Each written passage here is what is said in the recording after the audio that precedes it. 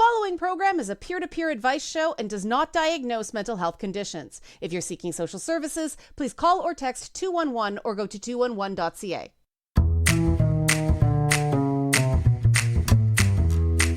Hello, listeners around the world on radio streaming and podcast services. This is Not Therapy. I'm Liana Kersner, and I am not a therapist, but I am your source for navigating the madness of mental health using my top 10 sayings for going good crazy.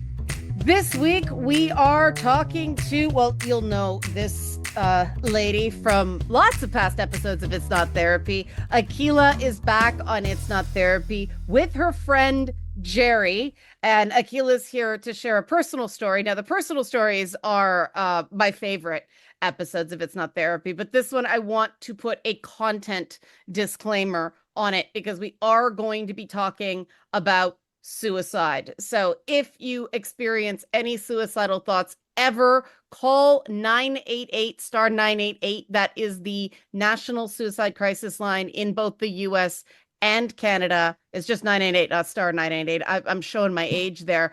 But Jerry, I have to do a disclaimer because of his employer, which we will not be naming. Jerry speaks only for himself, no one else, no other entity. Aquila, Jerry, welcome to It's Not Therapy. Thank you. Hello. Yeah, okay. So, Aquila, you asked for this episode because you wanted to share this story, and Jerry is here because he talked you through it, correct? Well, we've talked each other through parallel incidents. So what happened with me was back in August, I was getting off work. I called Jerry, and he heard something that was off in my voice, and it caused him some concern. And as I'm driving, I'm in traffic, and he asks me point blank, "Are you thinking about killing yourself?" And it just cascaded from there. I had to admit that yes. No surprise, I'm a gun owner. Most of your listeners know that. We did a whole episode on it. Yeah. I was handling my weapon, and I found myself staring down the barrel of a hot weapon and not having a panic response. Okay. And then got into intensive therapy, got referred to a psychiatrist, where I was finally diagnosed with major depressive disorder, which came out in the session, had started when I was 11 back in 1986. So it was the trifecta of onset of puberty, gender dysphoria, and major depression. Now, Jerry, what was it about her voice that made you think that, made you notice that? It was off. The best way to describe it, without getting into too much, I am a veteran, and one of the things the military taught is sometimes you have to ask the question. Yeah. And the question is, are you going to kill yourself? I have lost some friends to suicide. So when I heard Aquila talk, it was just the training kicking in, going, ask the question. So it was just experience. It sounded familiar. Her voice sounded off. It sounded flat. It sounded dead. Aquila, were you aware you were sounding like this? No. You weren't? No. I mean, I probably sounded dead because I've been wanting to die for over 30 years, and I'd hit a point in my life where it was time to just not only, think about dying by someone else's hand and take myself out. From age 6 to 49, I averaged a major traumatic event about every 5 years. And it just added up, and CPTSD plus depression. Yeah, it's a deadly combo. Yeah. Thankfully, I had a friend that I talked to on a regular basis that was keyed in enough to me to know when the life wasn't in my voice. Right. Now, you guys said you had parallel incidents. What was the other incident?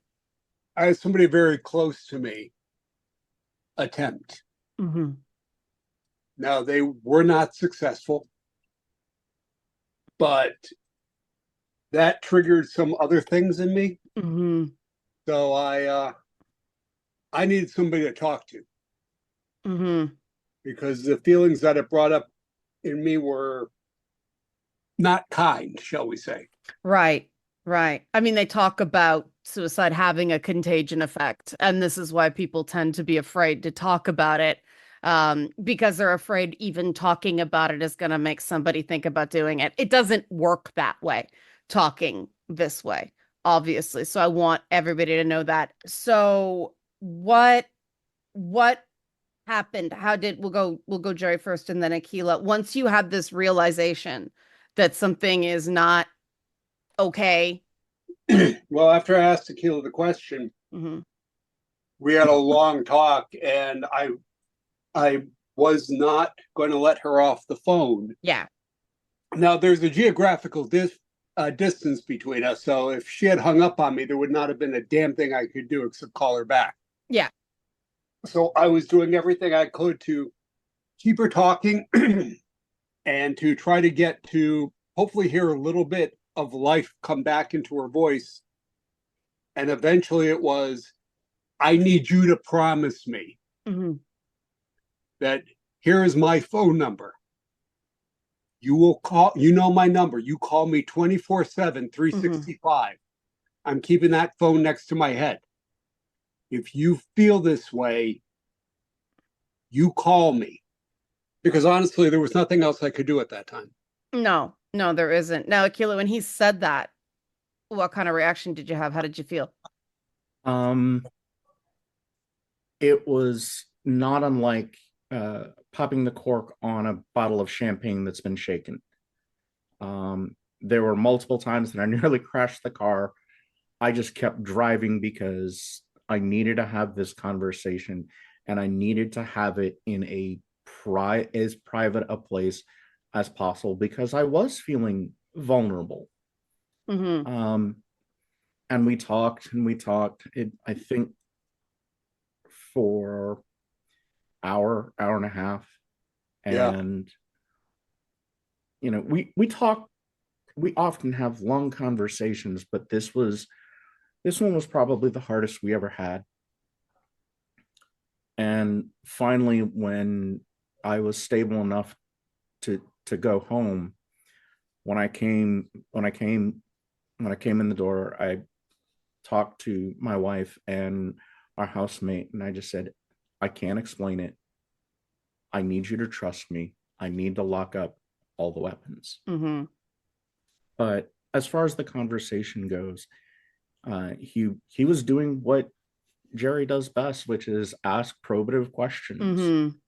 Hmm. Um, we and it wasn't. There were a lot of tears, but there was also some laughing because Yeah. we do share that gallows humor, Hmm. and it's just yeah, it was raw. Um, I was afraid. I wasn't afraid of losing his friendship.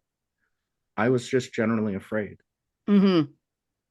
Like my life and all the things uh, that came along with it finally caught up to me. And just to kind of paint the picture, um, when I was 6 years old, I was living in Somalia, and my father was on assignment from on loan from CDC Hmm. to another government agency, and he took us on an immunization run into the interior of the country. And at 6 years old, I was face to face with mass starvation and Hmm. malnutrition. And these kids were my age or Hmm. younger.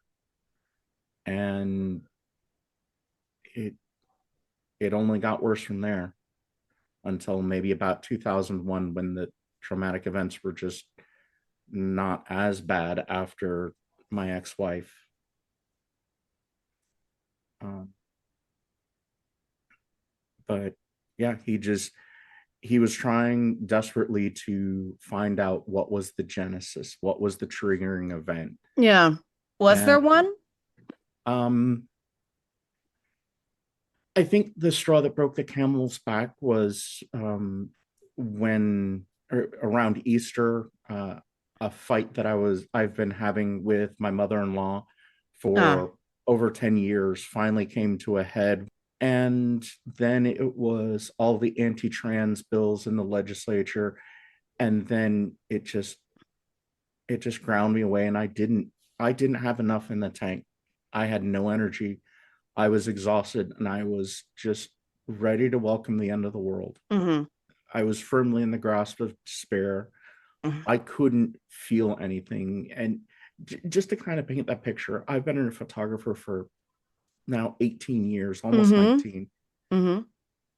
And I didn't even want to look at my camera. Okay. Now, Jerry, it sounds like you've been through this a lot. Is that what you heard? Did you hear despair?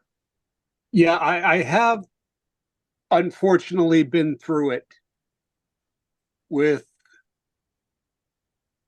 other people. Mm-hmm. One was actually my best friend from college, and I got a phone call, and this is maybe 5 years ago. Mm-hmm. And they broke the pattern of what I mean, this person was very predictable. So they Right. broke pattern and they called and they were just driving aimlessly and the voice sounded off.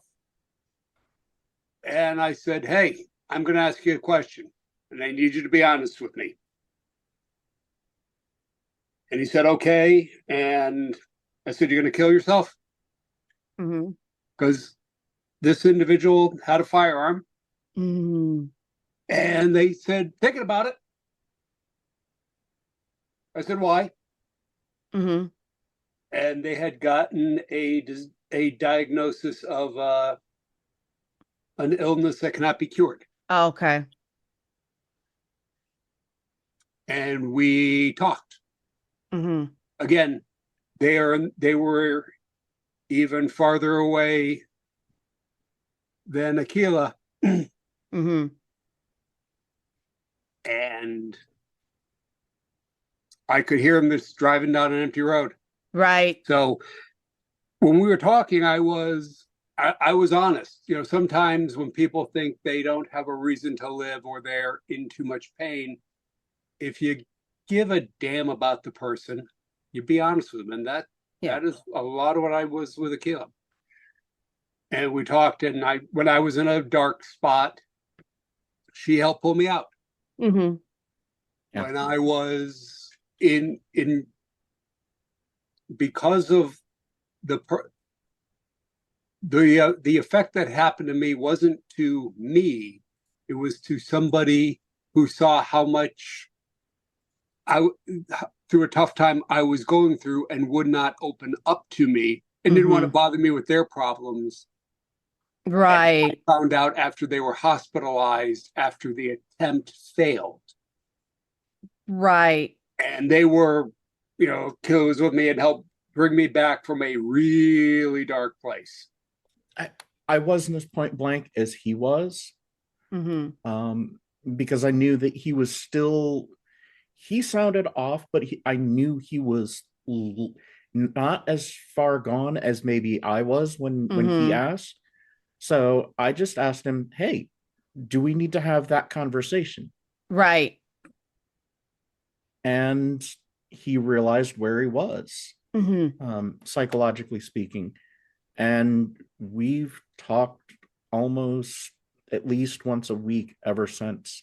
Now we're intertwined by probably the worst of all things, but I think our friendship is stronger because we were there when things went south. Mm-hmm. Mm-hmm. Okay, let's take a break for the radio listeners and come back. And I want to talk about when we come back, when you kind of have that moment of, yep, this is where I'm at. I want to go through sort of now what? What are the steps you both took to get more stable. We go with that when we come back? Yeah. Okay. On It's Not Therapy, nottherapyshow.com, Liana at nottherapyshow.com is my email. If you have any questions, comments, concerns, or want, if you miss the 988 or anything like that, please reach out and talk to somebody instead of being alone. At Not Therapy Show on social medias. Be back on this, dealing with suicide on It's Not Therapy. The following program is a peer-to-peer advice show and does not diagnose mental health conditions. If you're seeking social services, please call or text 211 or go to 211.ca. Hey, It's Not Therapy listeners, an additional disclaimer. This episode does contain conversations about suicide. So if you are feeling suicidal or if someone you know is feeling suicidal, you can call the National Suicide Crisis Line at 988. 3 little numbers, 988, and get connected to immediate assistance.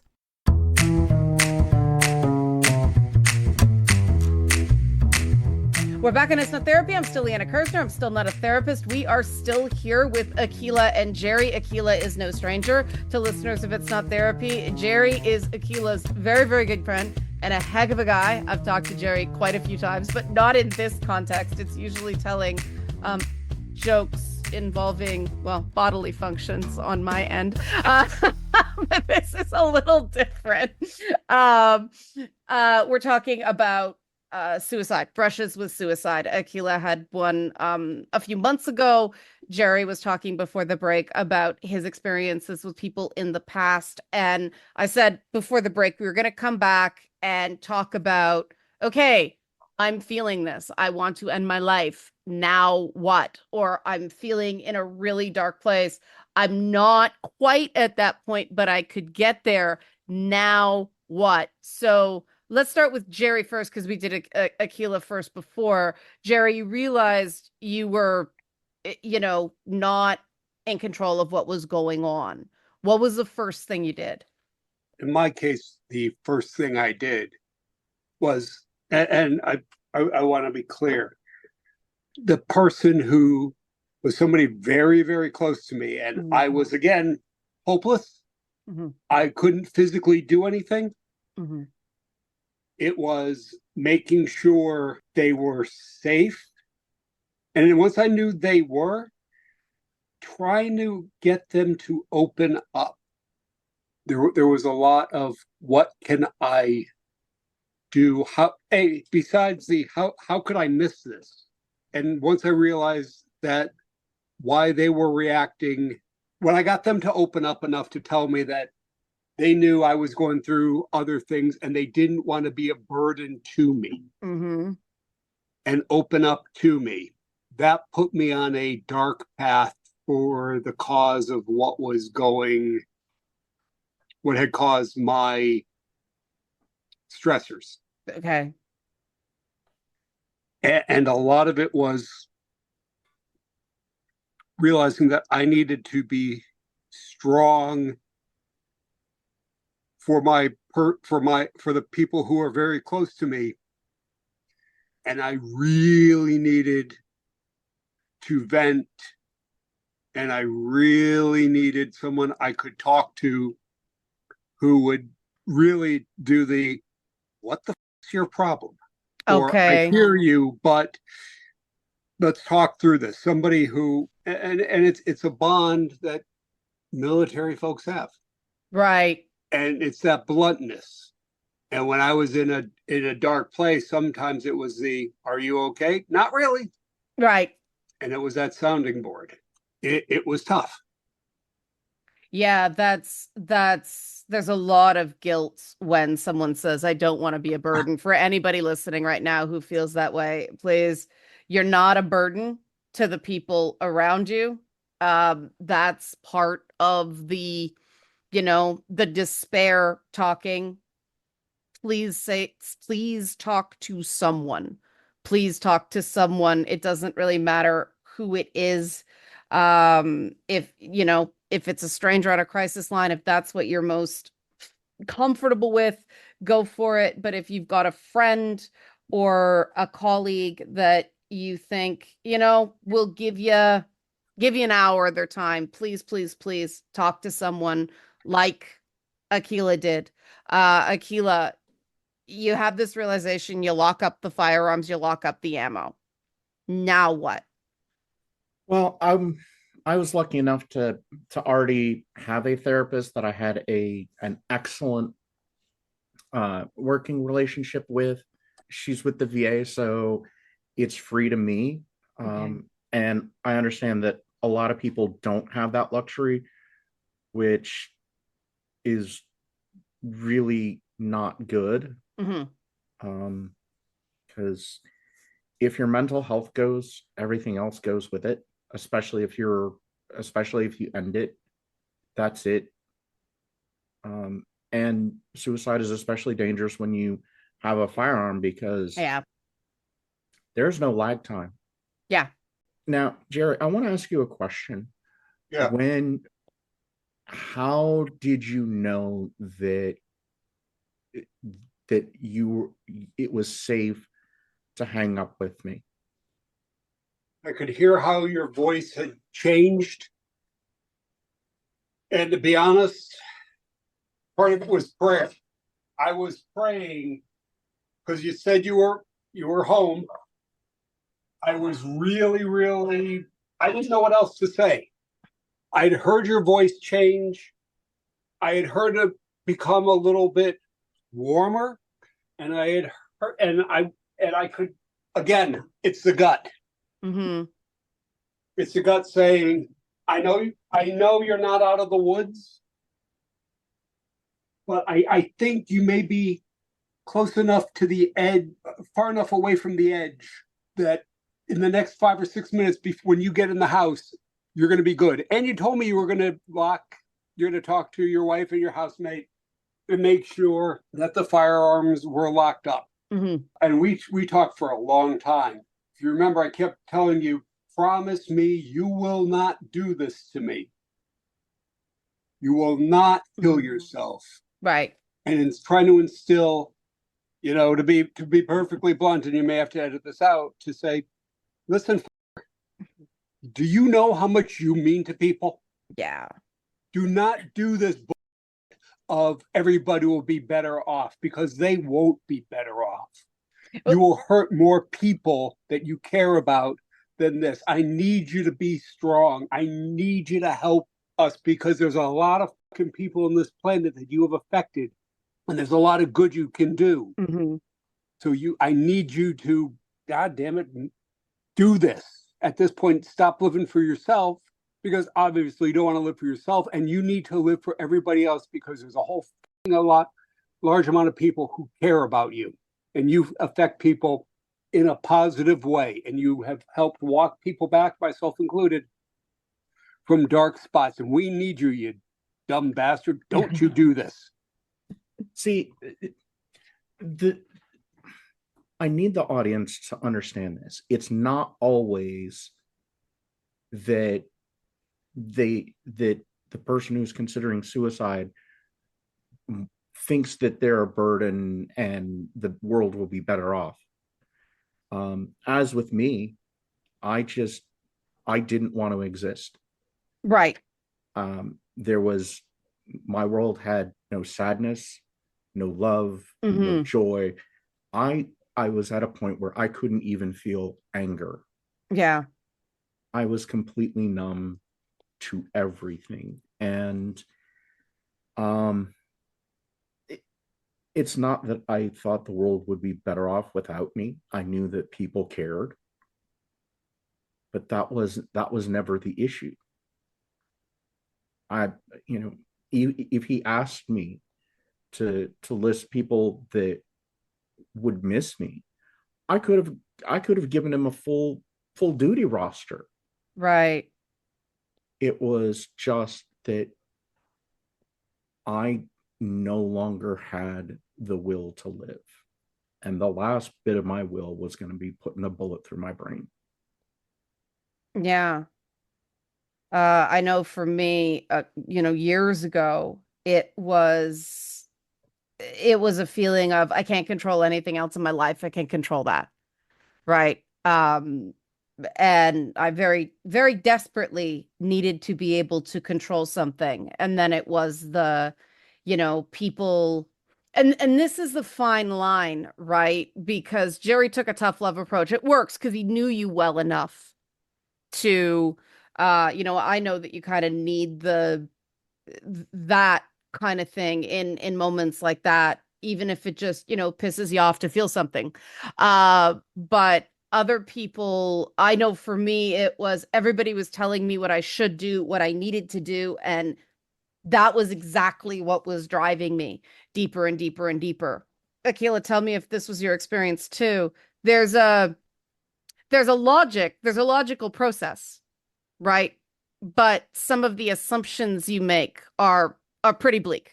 They're not assumptions you'd make when you're feeling better. At that point, it's like, well, this is currently looking like my best option. Is that accurate to your experience? Um,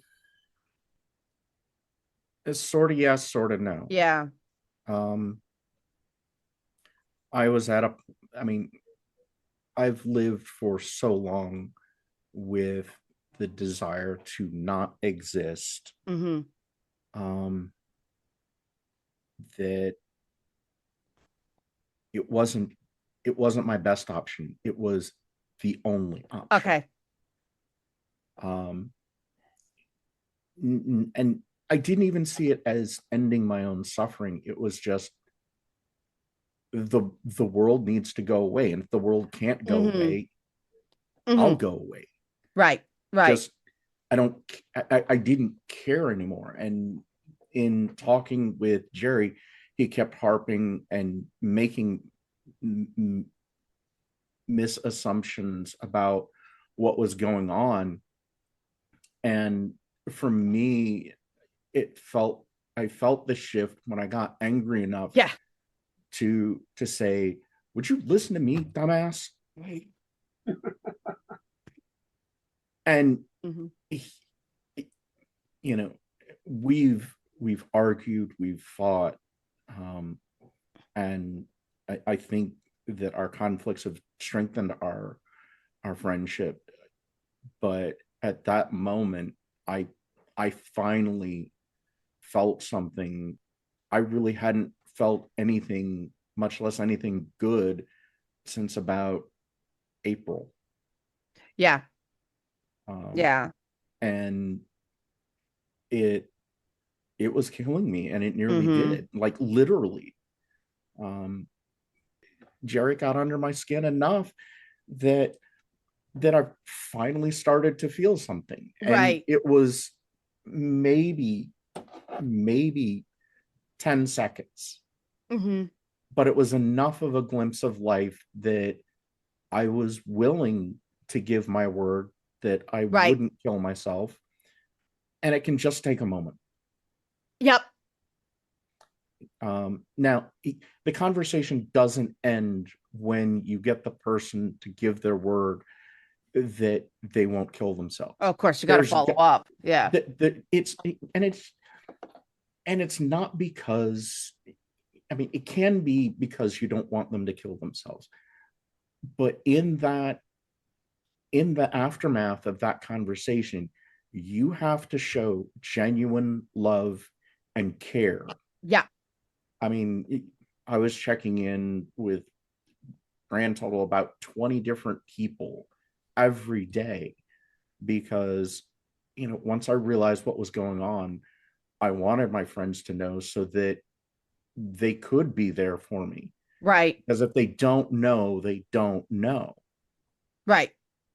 Yeah. And you know, the common refrain of everyone that I've been proximal to that have killed themselves is the survivors say, "We didn't know." Yep.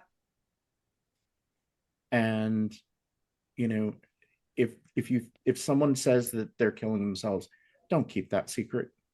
No, you're not supposed to. Yeah, Yeah. make sure that you get in contact with the people that are closest to the person, and um, make sure that you've got a plan. If you don't have a therapist,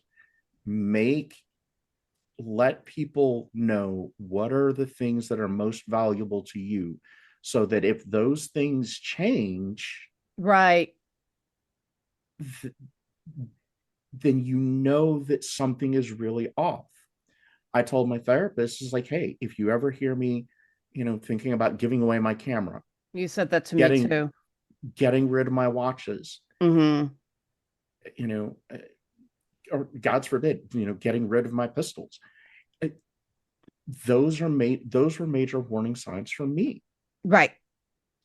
And, you know, show them love, show them compassion, kindness.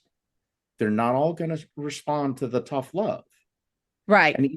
And even after that initial incident where Jerry was showing the tough love, we had a lot of Yeah. heartfelt conversations in the Yeah. aftermath. There's Yeah. gotta be the follow-up to that. Yeah. Speaking of which, I want to take another break, come back, deal with how you're doing now.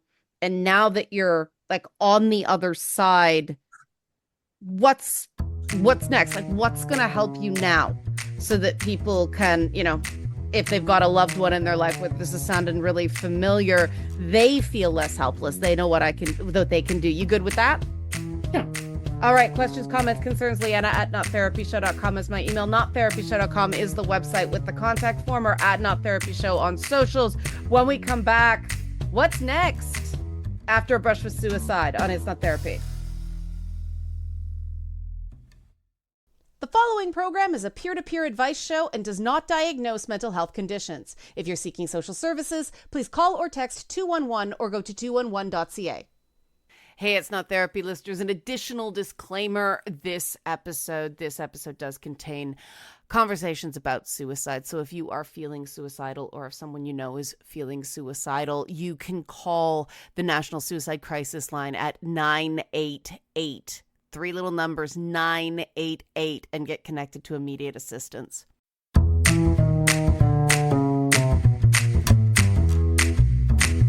We're back in It's Not Therapy. I'm still Liana Kersner. I'm still not a therapist. We're still talking to Aquila and Jerry. And I think we went to break at just the right time. Aquila had a bit of a, I need a minute, which is good. I mean, that's a really good sign, right, Aquila? You're asking for what you need. And that's sort of what I want to talk about right now. Now that you're through the other side of, the near miss with suicide, but you're not okay. Where are you at right now, and what do you need? The thing that I really need, I really am not going to get. I had another brush, as we talked about on the break, with suicide the morning after the election. And it was a different friend that checked in on me. And she just asked, "Hey, are you okay?" I was like, "No." And then a couple of days later, I messaged her and let her know that, she had saved my life, because I was literally getting dressed to go do it. After all that, I got in with a psychiatrist, and she got me started on medication. And I was really upfront when I was in that appointment that I wanted an exit strategy. And she said, we can make an exit strategy for you, but based on the number of depressive episodes, you have essentially a 100% chance of relapse, and you may not survive it. And that was a really big reality check. So, what do I need? I need medication to help my brain operate more normally. And that's, the air quotes are implied. I'm much too strange to be considered anything near normal for normal people. Yeah, we don't do normal around here. We do good crazy. Yeah. And getting back to the good crazy, I think is going to be a lifelong journey, because there are so many things that the depression and CPTSD colored that Yeah. I have to relearn. Um, I, for me, the things that help the most, getting social time. I have Hmm. to go out and do something majorly social about once or twice a month, just to make sure that I've got energy in my tank. Unlike Right. my lovely wife, I'm an extrovert. I'm sorry. No, kidding. No, I it's a thing.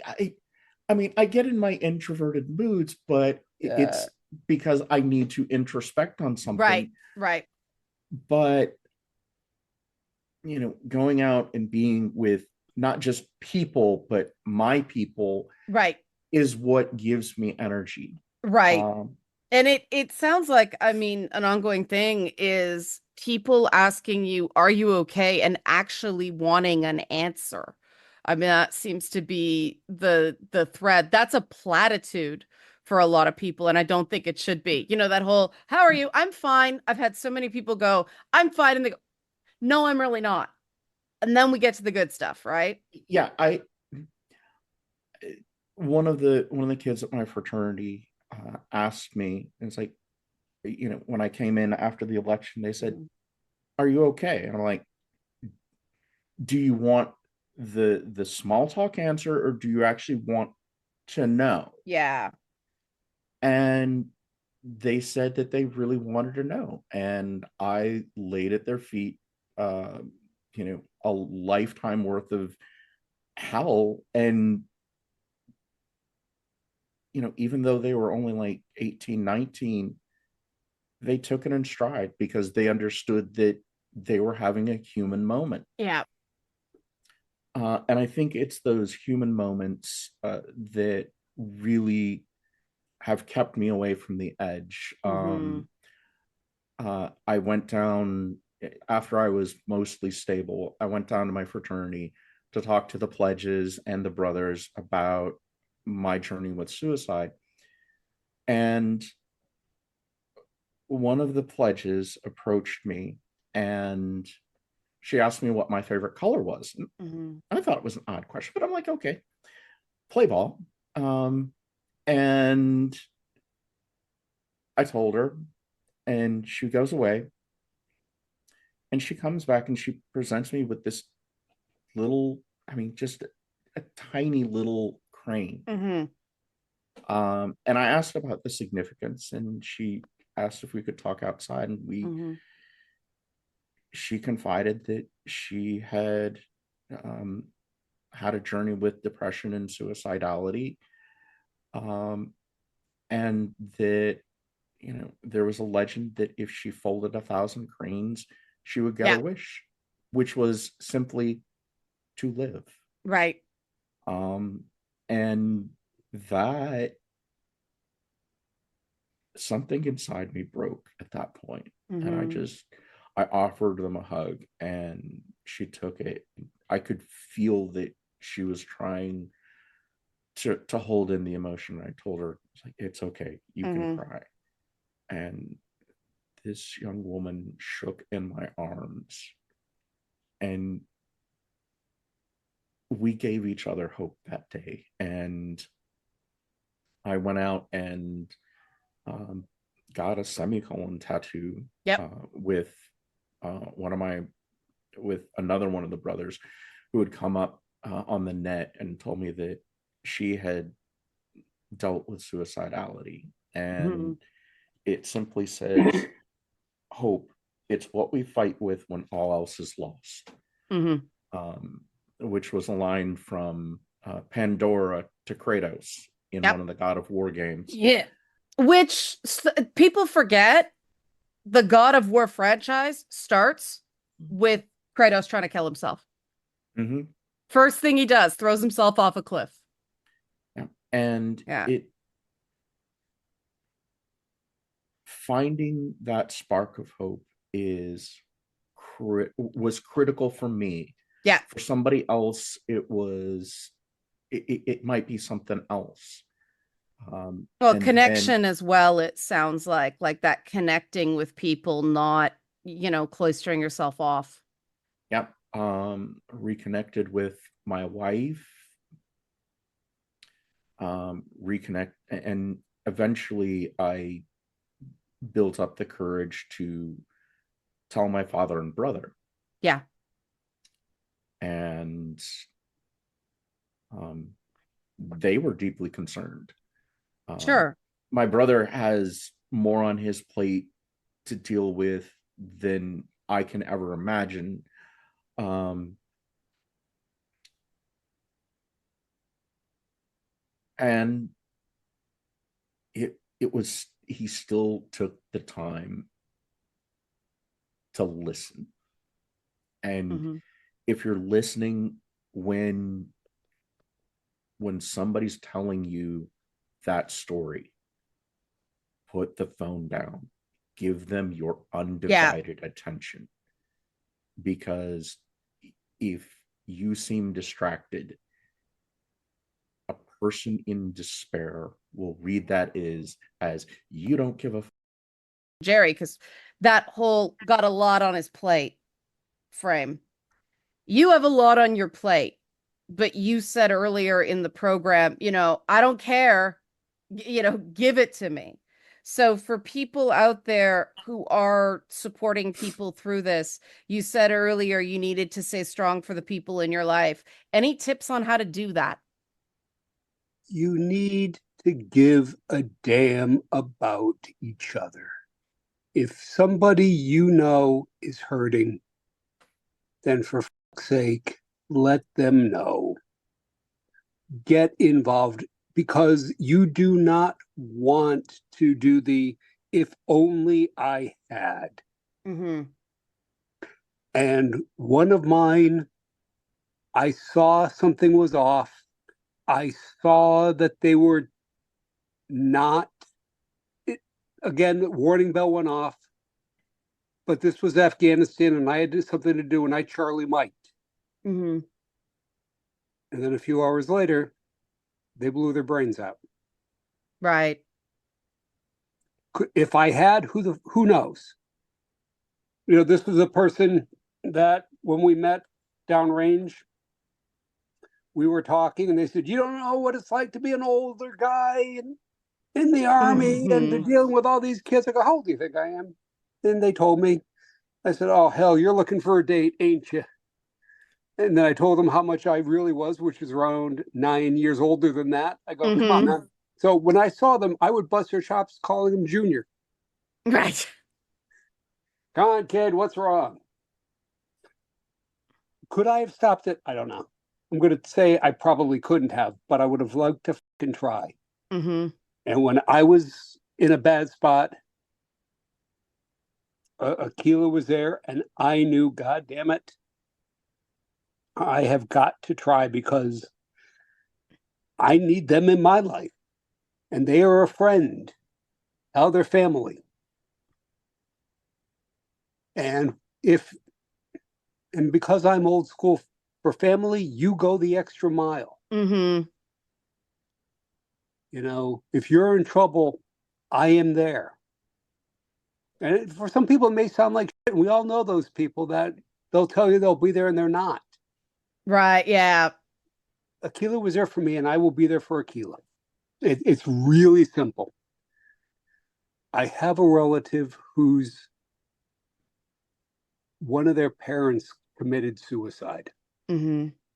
and I see what it did to them. And we've talked, and they said, if only I could have. Now they were Mm-hmm. a child when this happened, Yeah. but I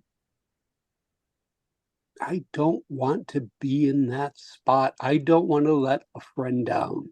Mm-hmm. When you go to war, they teach you brotherhood, and brotherhood is a generic term. You Yeah. could be male, you could be female, but if you're going out the door, you're my brother.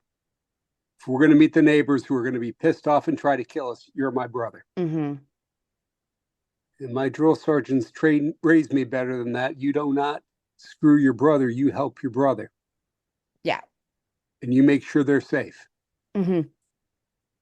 So when Aquila was hurting, and I could hear the hurt, I could hear the deadness, I could hear the oh. Well, whatever I'm dealing with, ain't that important? I think that's what a lot of people feel like as well in the moment. All right. Jerry, Aquila, thanks so much for your time and your candor and the number of bleeps I had to do. Thanks to Jerry. I love it. It wasn't me. It wasn't me. That's what matters. I kept it clean. But if you want to hear the uncensored version on the It's Not Therapy podcast version, head on over to Podbean, click the podcast version of your choice. Radio listeners, get the uncensored. We love uncensored. And until next time, Aquila, Jerry, thanks so much. I'm sure we'll have you guys back, but thanks so much for opening up to everybody on the show. Thanks for hosting us. Not a problem. When we come back, very brief final segment. I want to give a wrap up and a little extra information for those of you who might be going, wow, this is a lot. We'll decompress for a few minutes. When we return, Liana at nottherapyshow.com is my email. Nottherapyshow.com is the website. At nottherapyshow on social media. When we come back. The following program is a peer-to-peer advice show and does not diagnose mental health conditions. If you're seeking social services, please call or text 211 or go to 211.ca. We're back in It's Not Therapy. I'm still Liana Kirsten. I'm still not a therapist. We still have about 90 seconds left in this show, and it was a heavy one, so I want to be clear. The purpose of this show and having Aquila and Jerry on to talk is because it shows that you can make mistakes with a friend that's going through a suicidal crisis and still have it turn out okay. You're more likely to get it right than you are to get it wrong, as long as you're coming at it from a place of love and compassion. And a lot of people are afraid to engage in this topic. They're afraid to engage with someone who's really struggling because they're afraid to say the wrong thing. The most wrong thing you can do is turn your back. And if you don't know what to say, admit it. Say, I don't know what to say, but I'm here to listen. I want you to be okay. Touching on that thing Aquila said about follow-up, a safety plan that is specific to the person struggling is very, very important. Aquila detailed information to her friends, including me. If you want more information on how to do a safety plan and you don't have a therapist is ideal for this. But if you don't have one, if you can't afford it, please email me, Liana at nottherapyshow.com. I'll send you some resources. Remember, your crazy is only a problem if it's hurting you. See you next time.